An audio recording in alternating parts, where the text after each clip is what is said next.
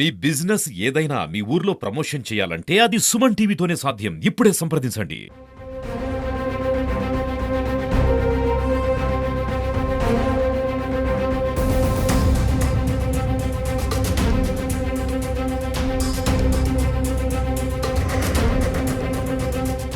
Welcome to Suman TV. నేను నాగరాజ, పుంగనూరు నియోజకవర్గం. విషసర్పం గుడ్లను తానే చంపుకున్నట్లుగా ఓ తండ్రి దుర్వ్యసనాలకు బానిసైనటువంటి కుమారుణ్ణి, కోడలు మనవడు మరణానికి కారణమైనటువంటి కుమారుణ్ణి చంపుకున్న సంఘటన పుంగనూరు నియోజకవర్గంలో చోటు చేసుకుంది.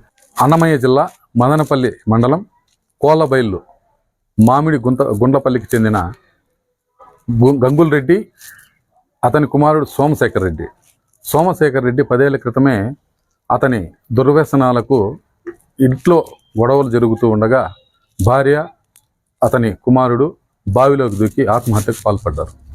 దీంతో మదనపల్లి తాలూకా పోలీస్ స్టేషన్లో సోమశేఖర్ రెడ్డిపై కేసు నమోదైంది. అయితే సోమశేఖర్ రెడ్డి అంతతో ఉండకుండా తన ఇంటికి వచ్చి ప్రతిరోజు 2వ పెళ్లి చేయమని కుటుంబ సభ్యులతో రోజు గొడవ పడేవాడు. దీంతో మనస్తాపానికి గురైనటువంటి తండ్రి గంగుల్ రెడ్డి అతన్ని చంపించాలని పథకం వేశాడు. పథకం వేసిన వెంటనే భూములగడ్డకు చెందిన పుంగనూరులో 35,000 సుపారీ ఇచ్చి అతన్ని చంపించి కృష్ణాపురం అడవిలో వేయించేశాడు. తర్వాత పశువుల కాపరుల సమాచారం మేరకు పోలీసులు కేసు నమోదు చేసి దర్యాప్తు చేయగా వారు ముగ్గురుతో పాటు మరో వ్యక్తిని అరెస్టు చేసి రిమాండ్కి తరలిస్తున్నట్లుగా సిఐ శ్రీనివాసులు గారు తెలిపారు. ఆయన మాటల్లోనే విందాం. ఈ వివరాలు వెల్లడిస్తున్నాము. ముద్దాయిలను ముగ్గురిని అదుపులోకి తీసుకోవడం జరిగింది. ఇంకొకరిని తీసుకోవాల్సింది. అయితే మాకు కేసు పూర్వాపరాలు ఏమంటే 2024 డిసెంబర్ 20వ తేదీన చంద్రమాకులపల్లికి చెందిన విఆర్ఓ గారు మాకు ఫోన్ చేసి చెప్పి ఇట్లా గుర్తు తెలియని శవం ఒకటి బోయలగడ్డ అటవీ ప్రాంతంలో బాగా కుళ్ళిన స్థితిలో ఉందని చెప్పి తెలపడం జరిగింది. దాంతో మేము గుర్తు తెలియని శవంగా కేసు రిజిస్టర్ చేసి వెంటనే శవాన్ని ఫస్ట్ గుర్తించాలా ఎవరిదనేది దాని మీద మేము చుట్టుప్రక్కల పల్లెలకు ప్రక్కనే ఉన్న మదనపల్లి అన్నమయ్య జిల్లాకు పంపించడం జరిగింది.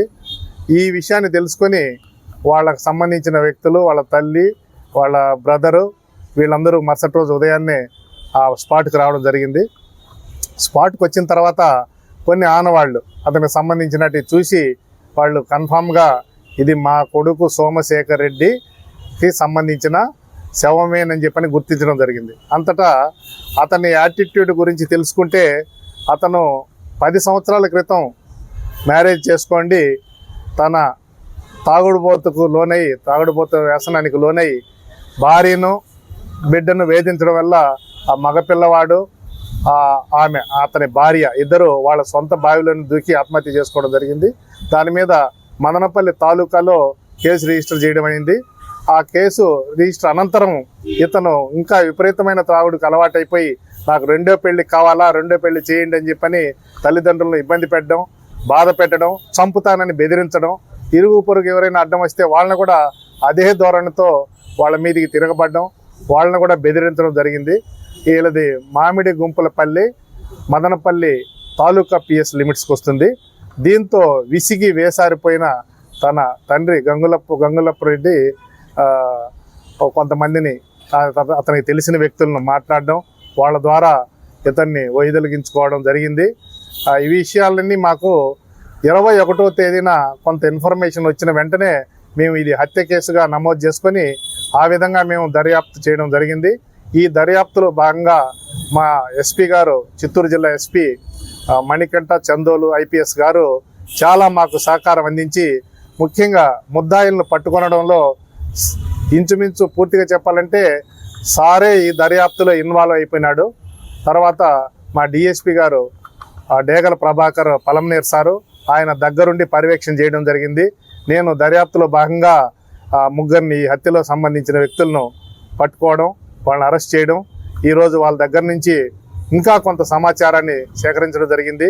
బోయలగడ్డ అటవీ ప్రాంతంలో ఈ గంగమ్మ దేవస్థానానికి వెళ్ళే కర్ణాటక చెందిన వాసులు కూడా ఎక్కువ మంది ఆ దారిలో కూర్చోవడం, భోంచేయడం, తర్వాత ఈ మద్యం తెచ్చుకొని సేవించడం జరుగుతున్నది.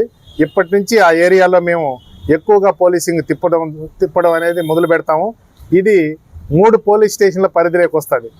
దగ్గర నిమ్మనపల్లి, తర్వాత మదనపల్లి తాలూకా, తర్వాత చౌడేపల్లి, తర్వాత పొంగనూరుకి 20 కిలోమీటర్లు చాలా దూరము. మదనపల్లి తాలూకాకు, నిమ్మనపల్లికు, చౌడేపల్లికు కొంచెం దగ్గర 2-3 కిలోమీటర్లు, మ్యాక్సిమం 4 కిలోమీటర్ల దూరంలో బోయకొండ గంగమ్మ అటవీ ప్రాంతము. ఈ అటవీ ప్రాంతంలో ఉండే ఫారెస్ట్ అధికారులకు కూడా మేము చెప్తున్నాము. అక్కడ ఏదైనా ఒక విజిలెన్స్ అడవి జంతువులకు పెట్టే కెమెరాలు లాంటివి గుర్తు తెలియని వ్యక్తులు అట్లా ప్రవేశించినప్పుడు ఆ కెమెరాలు కూడా ఏర్పాటు చేయడం జరుగుతుంది.